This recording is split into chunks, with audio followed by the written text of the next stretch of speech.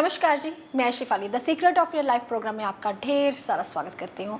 कहते हैं ना कि प्रोफेसर गुरदीप रोड़ा साहब जो हैं बहुत बड़े ज्ञानी और खोजी भी हैं। खोज इतनी करते रहते हैं, रिसर्च इतनी करते रहते हैं और एपिसोड करते करते जो बातें हैं उनकी आगे की आगे चली जाती है। एपिसोड होता है कि घुटनों के ऊपर उनकी बातें आगे की आगे इतनी चली जाती हैं कि टाइम हमारे पास कम होता है लेकिन एपिसोड पूरा नहीं हो पाता। तो आज थोड़ी सी हम शिकायतें करेंगे प्रोफेसर साहब से, लेकिन आपको ये भी बताएंगे कि प्रोफेसर गुरदीप रोड़ा साहब जो हैं वो क्लासेस नहीं लेते। वो कभी भी एक जने को जो है वो कहते हैं ना कि सिंगल पर्सन को वो एस्ट्रोलॉजी सिखाना नहीं चाहते, पूरी दुनिया को वो एस्ट्रोलॉजी सिखाना चाहते हैं, इसलिए वो एपिसोड करते हैं आपके लिए ही।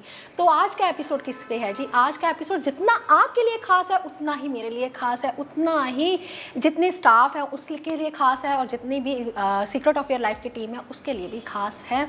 तो आज का एपिसोड है कर्जा। कर्जा ये नहीं होता कि कर्जा घर बनाने के लिए भी हो सकता है, बिज़नेस को डेवलप करने के लिए भी हो सकता है या बिज़नेस को रन करने के लिए भी हो सकता है। कर्जा जो है हर एक के ऊपर होता है। कर्जा कई बार सरकार का होता है, कई बार कर्जा जो है किसी नॉर्मल बंदे का भी देना होता है। तो कर्जा कई बार खुशी के लिए भी लिया जाता है। अब घर बनाना इससे बड़ी खुशी क्या हो सकती है? तो आज का एपिसोड बहुत खास है जी। तो पहले स्वागत कर लेते हैं प्रोफेसर साहब का। प्रोफेसर साहब स्वागत है आपका। नमस्कार प्रोफेसर साहब, अभी मैंने बात की कर्जा। कर्जा बड़ा शॉकिंग सा वर्ड लगता है लेकिन मैंने खुशी की बात क्यों कही? मैंने खुशी की बात इसलिए कही है, कई बार घर बनाने की इतनी खुशी होती है, खुशी खुशी में कर्जा जो है वो चढ़ जाता है, सरकार का कर्जा हो जाता है। जैसे मान लीजिए कोठी लेनी है 1 करोड़ की, बंदे के पास होता है 20-25 लाख रुपये, तो कर्जा तो लेना ही पड़ेगा। किसी से मांगने की बजाय सरकार से लिया जाए तो अच्छी बात है। तो प्रोफेसर कर्जा जो है, कर्जा आजकल बड़ा नॉर्मल सा है, हर एक के ऊपर कर्जा है। मेरे ऊपर भी है थोड़ा सा, मैंने भी सरकार का देना है, कुछ नया बनाती हूँ थोड़ा सा लोन ले लेती हूँ। प्रोफेसर खुद आप भी बनाते हैं तो थोड़ा सा लोन आप भी ले लेते हैं। तो कहते हैं ना राहु और केतु आपके भी जो है वो 6ठे और 12वें में है, तो कर्जा ही रहता है ऐसा इंसान। तो वो सरकार का ही रहता है, बंदे का नहीं रहता। तो आज बात करेंगे वो लोग भी हैं कर्जे में इंक्लूड, जो लोग एक नॉर्मल पर्सन के हैं, जो फाइनेंस का काम करते हैं, उनके कर्जाई हैं। लेकिन बात करेंगे जो सरकार के कर्जाई हैं। हमें पता है कि ताल्लुक जो है कर्जे का सीधा शनि से आता है, कि शनि ही कर्जा देते हैं, शनि सूझबूझ है। प्रोफेसर क्या कर्जा आता ही क्यों है? बहुत अच्छा पूछा शिफाली जी आपने। आज आपने बात की कर्जे की, और कर्जा आपने बोल भी दिया किस ग्रह से आता है, शनि ग्रह से आता है। कर्जा आता क्यों है, ये बहुत बड़ी बात पूछ ली आपने। कर्जा आता ही क्यों है? अगर कर्जा ना आए तो आप कुछ कर ना पाए। बहुत ध्यान से सुनिए। जिसका शनिदेव अच्छे होंगे वो सरकार से कर्जा दिलाएंगे, साथ में सूर्य अच्छा हो जाएगा। बहुत ध्यान से सुनिए। जिसके शनिदेव अच्छे होंगे, सूर्यदेव अच्छा होगा तो ही सरकार से कर्जा मिलेगा। अगर आपका गृह प्रवेश यानी कि जिस जगह पे आप सोते हो वो आपने जगह चेंज करनी, आपकी वर्ष कुंडली में शनिदेव लगन में आ जाएं या शनिदेव चौथे घर में आ जाएं, तो शनिदेव क्या करेंगे कि आपका सोने वाली जगह का परिवर्तन करवा देंगे वर्षफल में, या फिर कभी गोचर में चौथे घर में लगन में, और भी कुंडली के हिसाब से देखा जाए कौन से नक्षत्र में वो जब भी आते हैं इन जगहों के ऊपर और नक्षत्र के ऊपर, हस्त नक्षत्र के ऊपर, तो क्या करवाते हैं वो जगह चेंज करवाते हैं। जहाँ पे आप सोते हो वो सोने वाली जगह चेंज करेंगे। कई दफ़ा तो ऐसा होता है, कोई इंसान कहता है मेरे शनि लगन में आया, प्रोफेसर साहब आपने बताया था इन 2.5 सालों में मैंने सोने वाली जगह चेंज करनी, लेकिन मैंने तो घर चेंज ही नहीं किया। मैंने कहा किया 100%। कहता कैसे प्रोफेसर साहब? मैंने कहा सच बताओ दिल से, झूठ मत बोलना। कहते बोलिए। मैंने कहा पहले आप एक कमरे में सोते थे, अब आपने कमरा चेंज किया होगा। कहते हाँ वो मैंने ज़रूर चेंज किया है। देखिए, सोने वाली जगह चेंज कर ली तो आपने क्या किया, जो आपका घर बनने वाला था वो आपने योग ख़त्म कर दिया। बहुत ध्यान सुनिए। अगर आपका मकान कहीं किसी वजह पे सेल होने वाला है, बहुत ध्यान सुनिए, ऐसी बातें किसी किताबों में नहीं मिलती। मान लीजिए अगर आपका घर चेंज होने वाला है या आपका घर बिक रहा है, आपको पैसे की ज़रूरत है बहुत ज़्यादा, आप घर से बहुत प्यार करते हो, कहते हो मैंने घर नहीं सेल करना, और आपका जो लगन में शनिदेव है या शनिदेव कहीं चौथे में या कहीं हस्त नक्षत्र में, ऐसे नक्षत्र में कभी शनिदेव आते हैं तो वो परिवर्तन करवाते हैं सोने वाली जगह का, तो आपने उसी मकान में सोने वाला जो बेडरूम है वो चेंज कर लेना है, वो घर चेंज नहीं होगा। देखिए आपको एक छोटा सा उपाय दे दिया। शेफाली जी कहते हैं कि हमें जो यूट्यूब के ऊपर कई दफ़ा ऐसे कमेंट आते हैं, प्रोफेसर साहब आपने लिखा था घुटनों की प्रॉब्लम, लेकिन घुटनों की प्रॉब्लम का उपाय तो बताया ही नहीं। जैसे कि आपने कुछ ये लिखा था कि हम राहु का परिवर्तन बता रहे थे सभी राशियों में। अब राहु का परिवर्तन सभी राशियों में बताना असंभव है, और वो भी कितने मिनट में, 20-25 मिनट में कैसे बता दें? चलो मुझे ये बताओ। इसीलिए जब मैं कभी बोलता हूं, अगर आप चाहते हैं कि जो मैं बोलूं सिर्फ वही बोलूं, फिर मेरे में और दूसरे पंडितों में क्या रह गया अंतर? फिर मैं भी उनकी तरह स्क्रिप्ट लिखूंगा, हाँ मैंने आज इसी के ऊपर बोलना है। जैसे कि इन्होंने कर्जा बता दिया तो मैं कर्जे के ऊपर ही बोलूंगा, कोई और लाइन ऊपर से नहीं उठाऊंगा। अगर मैं और लाइन ऊपर से नहीं उठाऊंगा, जो मेरा भगवान भीतर बैठा है वो मेरे अंदर से बातें निकालता है। जब अंदर से बातें, जैसे कि मैंने अभी भी उपाय बता दिया, बात तो चल रही थी कर्जे की, लेकिन मैंने बात आ दी कौन सी बात बता दी? मैंने कहा हाउस रिप्लेसमेंट। अगर मान लीजिए आपका हाउस रिप्लेसमेंट होता है, यानी कि कर्जे की बात थी, हाउस रिप्लेसमेंट की बात चलेगी, यानी कि घर बदली की बात चलेगी। फिर ऊपर से मैंने उपाय भी बता दिया, लाखों रुपए का उपाय, फ्री का उपाय बता दिया कि अगर आपका घर चेंज हो रहा है, मान लीजिए आप घर चेंज नहीं करना चाहते, तो आप अपने कमरा ही, बेडरूम, सोने वाला चेंज कर लीजिए, आपका घर नहीं बिकेगा, वो चेंज नहीं होगा। मान लीजिए अगर आप चाहते हैं, ऊपर से लगन बना हुआ है घर चेंज का, लगन बना हुआ, आपकी कोठी नहीं बनेगी, तो आपने कहीं अनजाने में सोने वाली जगह चेंज कर ली तो वो घर चेंज नहीं होगा। देखिए, अब कर्जे की बात थी और बात कहाँ तक चलेगी? क्यों बात कहाँ तक चलेगी? क्योंकि हम स्क्रिप्ट नहीं लिखते, मैं कोई बातें नहीं लिखता, मैंने इसी टॉपिक के ऊपर बोलना है। मैं जब भी कभी बोलता हूँ मेरे अंदर से आवाज़ आती है, मैं बोलता रहता हूँ। बस ऐसी ही बातें लोगों को पसंद है, क्योंकि जो लोग मेरा टीवी पे प्रोग्राम देखते हैं हर रोज़, जो लोग यूट्यूब पे मेरा प्रोग्राम देखते हैं हर रोज़, उनको पता है जो ये बंदा बोल रहा है, अंदर से बोल रहा है, दिल से बोल रहा है। मैं कहीं बातें पढ़ी पढ़ाई बातें नहीं करता।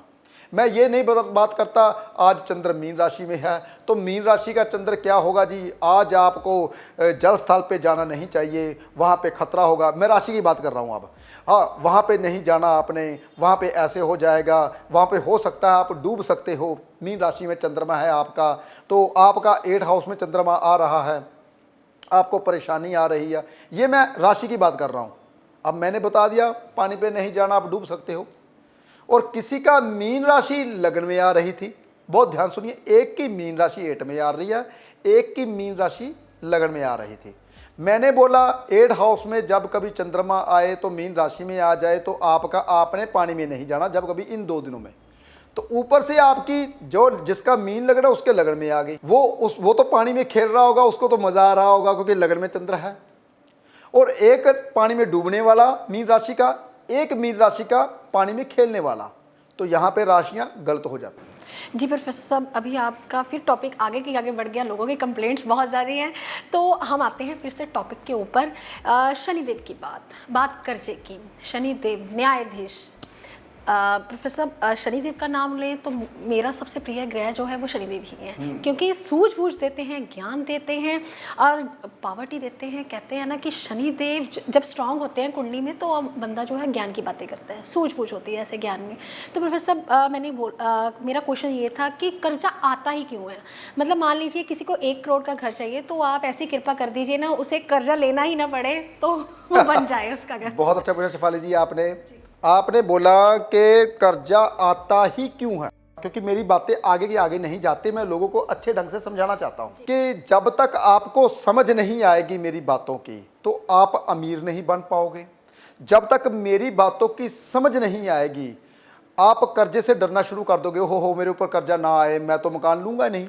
अगर मान लीजिए मैंने अपना घर बनाया है 5 करोड़ का, 2 करोड़ का, 3 करोड़ का, तो कम से कम मुझे 2-3 करोड़ तो कर्जा लेना पड़ेगा ना। वो क्या है कि मुझे अगर किस्त तारनी तो वो भगवान कहता है तू कमा रहा है तो किस्त तो देता ही रहेगा, कोई दिक्कत नहीं है। कौन इंसान है जो 50 लाख का मकान ले रहा है, 50 लाख ही नगद दे दे या कुछ दे दे? ऐसा नहीं होता। ऐसी बातें ना ही कोई बताएगा और ना ही सुनने को मिलेगी। घर हम चौथे घर से देखते हैं। बहुत ध्यान से सुनिए मेरी बात, ये बात सुन के ना आपके रोंगटे खड़े हो जाएंगे कि वाकई में ज्योतिष इतनी प्रबल है, हमें पता ही नहीं है। घर चौथे घर से बनता है। घर तभी बनता है अगर चौथे घर का भाग्य जागता है। चौथे घर का भाग्य बनता है 12वां स्थान, और 12वां स्थान होता है खर्चे का। घर तभी बनता है अगर आपका भाग्य यानी कि चौथे घर का भाग्य न जागे। अगर खर्चा नहीं होगा तो घर कैसे बनेगा? 12वां घर खर्चे का होता है। बहुत ध्यान सुनिए। अब घर तभी बनता है अगर पराक्रम ना हो, जोश ना मिले। चौथे घर का पराक्रम बनता है छठा स्थान। आपको सुखों का पराक्रम, जैसे कि मकान में आपको भागदौड़ करनी पड़े। वैसे तो पराक्रम का घर होता है तीसरा, लेकिन चौथे घर का पराक्रम घर बनता है छठा घर। और छठा घर भी साथ में जागेगा, कर्जा भी आएगा, खर्चा भी होगा, तभी चौथा घर बनेगा। बहुत ध्यान से सुनिए। बिना परिश्रम के आपका भाग्य उदय नहीं होगा। जब तक आप जोश से काम नहीं करोगे, जब तक आप काम नहीं करोगे, घर में बैठे रहोगे, तो घर कैसे बनेगा नया भाई? काम करोगे तो घर बनेगा ना। जब आप काम करोगे तो सप्तम घर जाग जाएगा, यानी कि आपका भाग्य जागेगा। जब आपका भाग्य जागेगा तो लगन को सुख मिलेगा। लगन कौन है? पंचम, आपका लग्नेश, यानी कि 9वें घर का पंचम स्थान। इसी तरीके से जब आपका घर बनेगा तो 12वां घर पहले जागेगा। 12वां घर क्या होता है? खर्चे का। बयाना दिया जी, जितने पैसे थे आपके खर्चा हो गए। बहुत ध्यान सुनिए। फिर आपसे भाग दौड़ की, हाँ मुझको इतने पैसे की जरूरत है, बैंक में भागे, कहीं और भागे, कर्जा मांगना शुरू किया नानकों से। क्यों? क्योंकि नानकों का घर भी कौन सा है? छठा हाउस है। तो आपने परिश्रम किया, कर्जा लिया सरकार से। सरकार का घर कौन सा होता है? 10वां घर। देखिए बहुत ध्यान सुनिए। कर्जा नहीं मिलता जब तक कहीं सरकार का घर ना जागे। तो सरकार का भाग्य कौन सा बनता है? छठा हाउस। बहुत ध्यान से सुनिए। ऐसी बातें कोई नहीं बताएगा, इस बात की मेरी 100% गारंटी है। यही हमारा एक पहला एपिसोड है the secret of your life, जिसमें आपको सीक्रेट बताए जाते हैं, जिसमें आपको ऐसी ऐसी बातें बताई जाती हैं जिसके बारे में आपने कभी सुना ही नहीं था। हम ये घर देखते हैं भाग्य, लेकिन जिस घर आप जो चीज़ बना रहे हो, मान लीजिए आप बैंक बैलेंस इकट्ठा कर रहे हो, और बैंक बैलेंस का भाग्य कौन सा बनता है? घर बताइए, पता है? संचित धन का भाग्य बनता है 10वां घर। अगर काम करोगे तो बैंक बैलेंस बनेगा। देखिए, जब तक आप भाग्य नहीं जागेगा, यानी कि काम नहीं करोगे, तब तक बैंक बैलेंस नहीं बने। मान लीजिए आप कहते हो मेरी इच्छा की पूर्ति हो, मेरी इच्छा की पूर्ति तभी होगी, लेकिन इंसान की इच्छा की पूर्ति तभी होती है जब वो सप्तम घर जागेगा। सप्तम घर का भाग्य बनता है इच्छा की पूर्ति, यानी कि 11वां घर। 11वां घर का भाग्य स्थान बनता है सप्तम घर। तो जब तक सप्तम घर, वाइफ घर पे नहीं आएगी तो इच्छा की पूर्ति नहीं होगी। जो इच्छा आपकी अधूरी है वो अधूरी की अधूरी रह जाएगी। इन्होंने बताया कर्जा आता ही क्यों है? जब आप इच्छा पहले जलाते हो। देखिए बहुत अच्छे, घर बनता कैसे है? जब आप पत्नी लेके आते हो। देखिए पूरे घर घुमाऊंगा अब मैं आपको। पहले आप चाहते हो कि मेरा घर बने। घर कैसे बने? पहले इच्छा आपने जगाई, यानी कि 11वां घर। 11वां घर आपका जागा तो आपका बैंक बैलेंस हिला। बैंक बैलेंस हिला दूसरा घर, तो आपका 12वां स्थान बयाना गया। 12वां स्थान जागा तो छठा हाउस जाग गया। छठा हाउस जागा तो 10वां हाउस जाग गया। 10वां हाउस जागा तो आपका 4th हाउस जागा, यानी कि घर बना। ऐसी बातें पूरी दुनिया में कोई नहीं बताएगा। मेरी 101% गारंटी है। ना ही कोई बताने योग्य होगा तो बताएगा। मैं पूरी दुनिया के सामने कहता हूँ, मेरे को भी ज्योतिष नहीं आती। इतना पढ़ने के बावजूद, 25 साल की स्टडी पढ़ने के बावजूद, इतनी हर बात का सवाल साइंटिफिक रीजन के बावजूद, फिर भी मैं पता क्या बोलता हूँ, मेरे को ज्योतिष नहीं आती। क्यों? ये बात मैं क्यों बोलता हूँ बता दूँ? क्योंकि कोई भी स्टडी दुनिया में ऐसी नहीं है जो पूर्ण हो। पूरी दुनिया अधूरी है, हर आदमी अधूरा है। मैंने पहले भी बताया था, एक जो ड्राइवर है गाड़ी चलाता है, वो कहता मेरे को ड्राइवरी आ गई। कैसे आ गई? बढ़िया से बढ़िया गाड़ी आ रही है, अच्छे से अच्छे फंक्शन आ रहे हैं, समझ नहीं आती, उसको सीखना पड़ता है इस गाड़ी को कैसे चलाना है। बहुत ध्यान सुनिए। एक तरखान लकड़हारा, वो क्या करता है, उसको कहता फर्नीचर मैं बहुत बढ़िया बनाता हूँ, चाइना से बहुत बढ़िया फर्नीचर आ रहा है, वो इतना बढ़िया डिज़ाइन निकाल रहे हैं, इतना बढ़िया और इतना सस्ता दे रहे हैं। वो कहता है ये तो मेरे से बनता ही नहीं है, यह बनाने की कोशिश करूँगा, ये इतना सस्ता कैसे दे देते हैं, प्लाई लगा के ऊपर कपबोर्ड लगा के ऊपर कलर कर देते हैं, इसको मैं देखूँगा। उसके बाद एक दुकानदार जो कहता है मेरे को दुकानदारी बहुत अच्छी आ गई, आगे से मटेरियल इतना और तरीके का, जैसे कि पहले चावल आते थे, एक मुझे अभी तक पता है एक ही चावल आते थे, फिर उसके बाद ये दूसरी चावल है, ये बनस्पति है, ये इस चावल का है, ये कोई अलग अलग कंपनियां आ गई, ये इसका रेट, वो पूर्ण हो ही नहीं पाता। पूरी दुनिया में इंसान अधूरा है, जो पूर्ण है वो सिर्फ भगवान। जो पूर्ण है ना तो उसने जन्म लिया, ना उसका कोई नाम, ना उसका कोई रंग, ना रूप, ना रेख, ना रंग पेक, कुछ भी नहीं है, वो पूर्ण है। लेकिन पूरी दुनिया में जितने भी इंसान हैं, जितनी भी चीज़ें हैं, सब अधूरी हैं। जितनी स्टडी, जितनी विद्या, सब अधूरी। मैं पढ़ता जा रहा हूँ। कहता है एक इंसान जब आता है, कहता है सीख सीख कर, पढ़ पढ़ के मैंने ये सीखा। जैसे कि मैं अपनी बात बोलूँ, मैंने ग्रंथ पढ़ लिए, वेद पढ़ लिए, पुराण पढ़ लिए, सब कुछ पढ़ लिया, लेकिन पढ़ पढ़ के मैंने ये सीखा मुझे कुछ नहीं आता। ये दिल की बात बताई। जिसको आता है वो बताने योग्य नहीं रहता। इसके ऊपर मैंने पहले भी गाथा एक सुनाई थी। जैसे कि मेरी बातें फिर आगे के आगे, कर्जे के ऊपर फिर दोबारा आऊँगा, क्योंकि आपकी शिकायतें रहती हैं वो बातें। अगर मैं ऐसी बातें ना करूँ तो आपको समझ नहीं आएगी। एक गाथा सुनाता हूँ आपको। एक बहुत बड़ा पीर आया, मेरा ग्रंथ सबसे बढ़िया है। एक उससे भी मकम्बर आया, कहता है मेरा ग्रंथ सबसे बढ़िया। अलग अलग सभी धर्मों के ग्रंथ इकट्ठे किए गए और समुद्र के किनारे बैठ गए। समुद्र का बेटा वो कहता है मेरा ग्रंथ, वो बोलता है मेरा ग्रंथ, मेरे ग्रंथ में ये लिखा था भगवान ये है, मेरे ग्रंथ में ये लिखा था भगवान ये है, मेरे ग्रंथ में ये लिखा है भगवान पूरी दुनिया में कण कण में है, और मेरे ग्रंथ में ये लिखा है कि ये जो समुद्र की गहराई है इतनी है। वो लड़ते लड़ते झगड़ते झगड़ते समुद्र पे बात आ गई।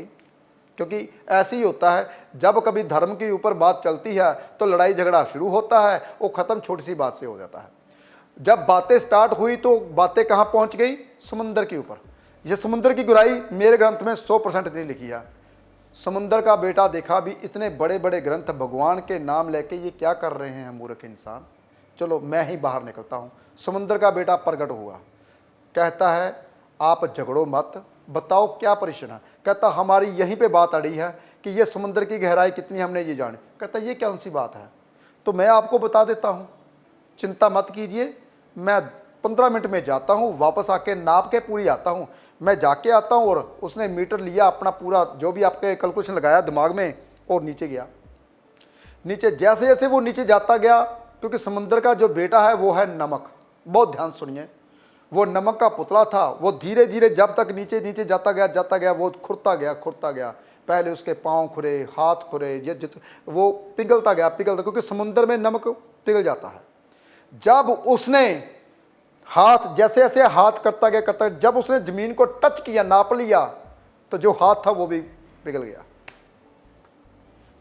जो इंसान भगवान की गहराई को, इस विद्या को, ज्योतिष को, भगवान के नाम को, हर एक गहराई को जान लेता है, वो जानने क्या कहते बताने योग्य नहीं रहता, उसका अस्तित्व खत्म हो जाता है। वो बताने आ रहा था, बताए कैसे? वो तो पुतला था, वो पिघल गया, वो तो समुद्र के साथ घुल गया, समुद्र की छल के मुताबिक बाहर आया। वो बोलने वाला था, समझ क्या आवे? समुद्र की जो आवाज़ आती है किसको समझ आती है भाई?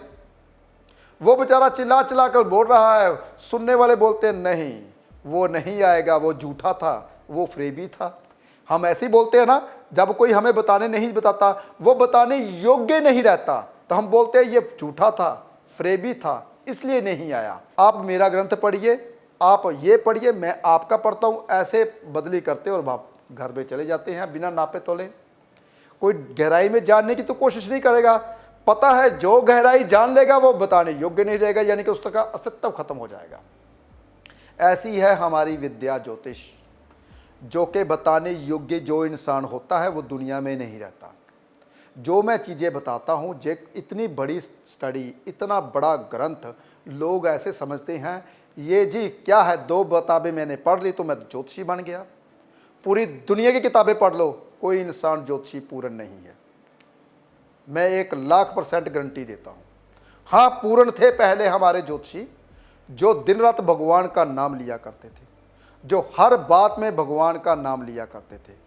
एक एक बात, एक एक तुक के ऊपर वो ये बोलते थे, हे गुरुदेव आज मैं आपकी परिक्रमा कर रहा हूँ, जैसे कि गुरुदेव अभी अभी 9 नंबर राशि में आए हैं, वक्री होंगे फिर 8 नंबर राशि में आएंगे, वो बात की बात है। हे गुरुदेव, आप 9 नंबर राशि में जा रहे हो, मुझे ज्ञान का रोशनी दीजिए, ज्ञान का हाथ मेरे सिर के ऊपर रखिए ताकि लोगों को आपके बारे में मैं बता सकूं। बहुत ध्यान से सुनिए, पहले हमारे ज्योतिषी पंडित कैसे हुआ करते थे, जिस ग्रह के बारे में बताते थे उस ग्रह से पहले इजाज़त लेते थे। मैं आपके बारे में बताने जाने वाला हूं, मुझे आज्ञा दीजिए, आशीर्वाद दीजिए ताकि मेरा ज्ञान और बढ़े। तो भगवान जो गुरुदेव होते थे वो आशीर्वाद देते थे। आजकल एक किताब पढ़ लेता है ज्योतिषी, कहता तू ऐसा है, तेरा तो शनि खराब है, और तेरा तो गुरु खराब है, तेरा फलाना है, टिमका है। मुझे ये नहीं पता जिसके बारे में आप बता रहे हो, जिसकी बात कर रहे हो, जिस ग्रह की, उसकी इजाज़त ले बिना आपने पहले सुबह मेडिटेशन किया, सुबह ग्रहों का नाम लिया, सुबह उसके इजाज़त ली कि आज मैं लोगों का भला करूं या ना करूं। हम कुछ नहीं ऐसा करते, लेकिन हम अच्छे ज्योतिषी वैसे बनना चाहते हैं जो पहले थे हमारे। इसलिए ये जो ग्रह होते हैं ये पूरी दुनिया को तारने वाले और डूबने वाले हैं। ये सृष्टि को ख़त्म करने वाले और सृष्टि को जन्म देने वाले ये ग्रह। जैसे कि पृथ्वी आज से 4 खरब साल पहले इसकी होंद में आई, जिसकी इसकी होंद में आया पृथ्वी। कई साइंटिस्ट ने कुछ लिखा, कई साइंटिस्ट ने कुछ लिखा, लेकिन सबसे बड़ा ग्रह जो हमारा है वो है शनिदेव, जो 2.5 साल में एक राशि पार करता है। कर्जा भी वही देता है, कर्जे से निकालता भी वही है। इन्होंने पूछा कर्जा आता ही क्यों है, क्यों शिवाली जी? कर्जा इसलिए आता है जब हमारा कभी सुखों का घर जागता है, जब हमारा कभी कर्म का घर जागता है, जब हमारा कभी छठा हाउस जागता है, जब हमारा कभी 12वां हाउस जागता है, जब हमारा कभी दूसरा घर जागता है, जब हमारा कभी पंचम घर जागता है। ये मैं घरों की बातें कर रहा हूँ, बाद में बताऊंगा अभी मैं क्यों कर रहा हूँ। जब हमारा कभी 9वां घर जागता है, जब हमारा कभी 10वां घर, 11वां घर जागता है, तभी कर्जा आता है। अब मैंने ग्रहों की बात क्यों की? जी प्रोफेसर, अभी आपने बात की सुखों की कि सुख आते हैं तो कर्जा आता है, लेकिन प्रोफेसर कई बार ऐसा होता है कि कर्जा आ जाता है, हम ले लेते हैं कर्जा बेझिझक हो गया, क्योंकि हमारा बिजनेस बहुत अच्छा रन कर रहा है, बहुत बढ़ रहा है, काम जो है बहुत अच्छे ढंग से चल रहा है। लेकिन बिजनेस क्या होता है, कर्जा लेने के तुरंत बाद क्या होता है, बिजनेस ठप हो जाता है, कर्जा हम दे नहीं पाते, तो फिर उसका क्या हल है? मैं बात वही कर रहा था शिफाली जी। पंचम घर जागता है तो कर्जा आता है, यानी कि किसी के घर में औलाद हुई, डॉक्टर ने बता दिया ऑपरेशन होगा भाई, वो बेचारा बोलता 50,000 रुपये दे दो मुझे, मैंने ऑपरेशन करना है वाइफ का, कर्जा आया। देखिए जब कभी हमारा पंचम घर जागता है, मैंने बोला अभी जब हमारा कभी 7वां हाउस जाता है, मैंने शादी करवानी है, मुझे कर्जा चाहिए, मैंने विदेश यात्रा करनी है 9वां घर, मुझे कर्जा चाहिए, मैंने 12वां घर जाना है, हवाई यात्रा आती है 9वें घर से, और विदेश यात्रा जैसे विदेश जाता है 12वें घर से। जब कभी ये घर जागते हैं, बंदे का वो कुंडली के मुताबिक आता है कि उसने कर्जा किस बात से लिया। 12वें घर से लिया, लगन से अपनी सेहत के लिए लिया, हार्ट का जी ये ऑपरेशन कराया मैंने, मेरे को ये ऑपरेशन हुआ, मेरे ऊपर कर्जा हो गया, लगन। दूसरा घर फैमिली के लिए कर्जा लिया, फैमिली को स्टैंड अप करना था, भाइयों को बहनों को। तीसरा भाई बहनों, छोटे भाई बहनों के लिए कर्जा लिया। चौथा माँ के लिए, मातृभूमि के लिए, अपने मकान के लिए। पंचा औलाद के लिए। छठा नानकों के लिए, छठे घर नानकों के लिए होता है, रोग के लिए, ऋण के लिए। और 7वां घर पत्नी के लिए, डेली इनकम के लिए। और 8वां घर ससुराल के लिए, पैतृक संपत्ति की रजिस्ट्री करवाने के लिए कर्जा लिया। और 9वां घर हवाई यात्रा मैंने बता दिया। कर्म 10वां घर कर्म के लिए, आपने कोई व्यवसाय खोलना था। ये कर्जा आपने किस लिए लिया, वे ये कुंडली के मुताबिक आपको पता चलेगा, कुंडली के मुताबिक ही उसका सलूशन निकलता है। लेकिन जाते थे जरूर बताऊंगा, चिंता मत कीजिए। लेकिन आज का एपिसोड मैंने जो कर्जे के ऊपर बताया वो कर्जे के ऊपर ही था, और कर्जे के ऊपर मैंने दिया वो अलग बात है। मैंने जो बातें बताना चाहता था और मेरी बातें कही रह गई, जो मैं कई ऐसी बातें बताना चाहता था शिफाली जी। जो मेरा फोकस होता है ना, जैसे कि आपने बताया कि मेरा फोकस सिर्फ कर्जे के ऊपर चले तो कर्जे की बातें ही रहेंगी, लेकिन मैं कुछ ऐसी बातें भी भीतर से बताना चाहता हूं जो कि इंसान पूरी दुनिया कर्जा ले ही ना, जी जी, बात ये होती है कि स्क्रिप्ट कोई नहीं लिखी जाती, बैठे हैं बस ऐसे ही बात छिड़ जाती है कि कर्जे के ऊपर है, कोई सामने आया या कोई कस्टमर आया, कोई बोल देता है तो ऐसे ही हम लोग एपिसोड कर देते हैं। अगर आपको कुछ लगता है कुछ खास चीज़ों पे एपिसोड किया जाए तो आप जो है कमेंट में लिख सकते हैं, आप व्हाट्सअप कर सकते हैं, जो आपकी स्क्रीन के नीचे नंबर फ्लैश हो रहे हैं आप उन पर व्हाट्सअप करके भी बता सकते हैं कि हमारी ये डिमांड है, हमें ये चीज़ के लिए रेमडीज़ चाहिए। तो हम जो प्रोफेसर साहब हैं बहुत दयालु हैं, बड़ी जल्दी रेमडीज़ दे देते हैं। तो बात आती है कर्जे के ऊपर। प्रोफेसर साहब आपने बहुत अच्छे ढंग से समझाया कि कर्जा जो है ये देखना पड़ेगा कि आपने फैमिली के लिए लिया, बच्चों के लिए लिया, पत्नी के लिए लिया, ये बहुत अच्छा आपने बता दिया। ये एपिसोड जो है ज्योतिषियों के लिए भी खास हो गया और आम परिवार के लिए भी खास हो गया, मेरे लिए भी खास हो गया। तो प्रोफेसर साहब आते हैं कि कर्जा मुक्ति, अब कर्जा तो ले लिया है लेकिन उसकी मुक्ति के उपाय भी तो चाहिए ना, तो एक जर्नल। शेफाली जी बहुत सिंपल और साधारण उपाय बता रहा हूँ कर्जा को उतारने के लिए। कर्जा आता है शनिदेव से, शनिदेव आते हैं शमशान घाट से। शमशान घाट में 800 ग्राम उड़द की दाल आप किसी भी भोले शंकर के आगे रख के आइए तो भगवान की कृपा। अष्टम घर का जो कारका होता है वो शनिदेव होते हैं और अष्टम घर शमशान का होता है। शमशान में आप 800 ग्राम उड़द की दाल रख के आते हो तो कर्जा मुक्ति धीरे धीरे होनी शुरू हो जाती है। वैसे 8 शनिवार पीपल के नीचे दिया जलाने से भी कर्जा मुक्ति हो जाती है, वो कुंडली के मुताबिक। अब मैंने मोटा मोटा उपाय बता दिया, बाकी बारीकी में उपाय कुंडली के मुताबिक होंगे। लेकिन आपको अगर कोई भी प्रॉब्लम है तो अगर आप मेरे पास नहीं आ सकते या यूट्यूब पे प्रोग्राम देख रहे हो तो यूट्यूब के नीचे कमेंट कीजिए, आप इसके ऊपर एपिसोड कीजिए तो मैं उसके ऊपर भी एपिसोड करूंगा और छोटे छोटे उपाय बताता रहूँगा। वो अलग बात है कि मैं कमेंट कभी नहीं देखता, मेरे जो असिस्टेंट है वही कमेंट देखते हैं, वो मेरे को आके बताते हैं। मैं कई दफ़ा तो यूँ अपना चैनल भी नहीं देखता, लेकिन मेरी कोशिश यही होगी कि आपको छोटे से छोटे उपाय दूँ और बहुत बढ़िया सुख दे सकूँ। जैसे कि मान लीजिए आप अगर किसी का भला करना चाहते हैं जिसका कर्जा हुआ है, इस वीडियो को आप शेयर भी कर सकते हो। अगर शेयर करोगे तो उसका भला होगा, अगर वो उपाय करेगा तो उसका कर्जा उतरना शुरू होगा तो 5% हिस्सा आपको भी मिलेगा। यही मेरी छोटी छोटी रेमेडीज होती हैं। ऐसे ही आप अगर मेरा प्रोग्राम देखते रहोगे तो आपको छोटी छोटी बातों में, छोटी छोटी रेमेडीज में बड़े बड़े उपाय मिल जाते हैं। बहुत अच्छा बताया प्रोफेसर साहब। आज आपने बताया कि कर्जा मुक्ति के लिए आप क्या कर सकते हैं, क्या रेमेडी कर सकते हैं। प्रोफेसर साहब ने बोला कि 800 ग्राम काले माँ या उड़द की दाल जिसे हम बोलते हैं उसे आप शमशान घाट में दे सकते हैं। टाइमिंग जो है वो मैं आपको मेंशन कर देती हूँ कि जो कोई भी मंदिर वाला हम उपाय करते हैं तो सुबह के टाइम ही करना चाहिए, 8:15 से पहले। लेकिन ये देखना पड़ेगा गर्मियाँ हैं या सर्दियाँ हैं, टाइमिंग जो है वो चेंज होते रहते हैं। तो बहुत अच्छी अच्छी रेमेडीज जो है प्रोफेसर गुरदीप बराड़ा साहब बताते हैं। अगर आपकी भी कोई समस्या है, अगर आपका भी कर्जा कहीं उतर नहीं रहा तो आपकी स्क्रीन के नीचे जो नंबर फ्लैश हो रहे हैं आप उन पर कांटेक्ट कर सकते हैं, अपॉइंटमेंट ले सकते हैं। आज के लिए इतना ही, नमस्कार।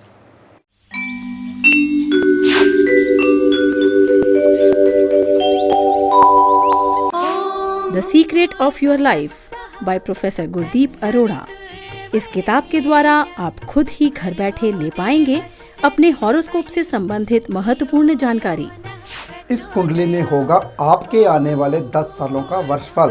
बिना पैसे खर्च किए आप कर सकते हैं अपने ग्रहों को शांत। आपके जीवन का राज छुपा है इस कुंडली में। The secret of your life. धन का भंडार भरने के लिए लक्ष्मी शैया वरदान यंत्र घर लाइए। माँ लक्ष्मी जो शैया पर विश्राम मुद्रा में विराजित है, पुराणों के अनुसार माँ लक्ष्मी का ये रूप धन और समृद्धि की अनुपम वर्षा करता है। ये यंत्र आर्थिक उन्नति तो लाता ही है, साथ ही घर में यदि कोई वास्तु दोष है तो उसे भी दूर करता है। इस यंत्र का महात्म्य अनंत है। शरीर में मौजूद 7 चक्रों को संतुलित करने का काम भी ये यंत्र करता है, जिससे स्वास्थ्य से जुड़ी सभी समस्याएं दूर होती हैं और मनुष्य निरोगी होता है। आपके रुके हुए कार्यों से रुकावटें भी दूर करने का काम ये चमत्कारी यंत्र कर दिखाता है। जीवन की अड़चनें भी दूर होती हैं इस यंत्र के प्रयोग से। घर से निकलने से पहले हमेशा याद रखें कि माँ लक्ष्मी के शैया विराजित स्वरूप का दिव्य दर्शन अवश्य करें। लक्ष्मी शैया वरदान यंत्र को प्रोफेसर गुरदीप अरोड़ा ने अपने 15 सालों की मेहनत से ढूंढ कर निकाला है। ये यंत्र जीवन में वो परिवर्तन संभव कर दिखाता है जो आपने कभी सोचा भी नहीं था। जीवन से हताशा, निराशा, गरीबी को सदा सदा के लिए दूर भगाने का मांगलिक उपाय है अब आपके पास, लक्ष्मी शैया वरदान यंत्र। तो आज ही ऑर्डर करें दिव्य लक्ष्मी शैया वरदान यंत्र और जीवन में समृद्धि और वैभव की निर्मल गंगा बहाएं।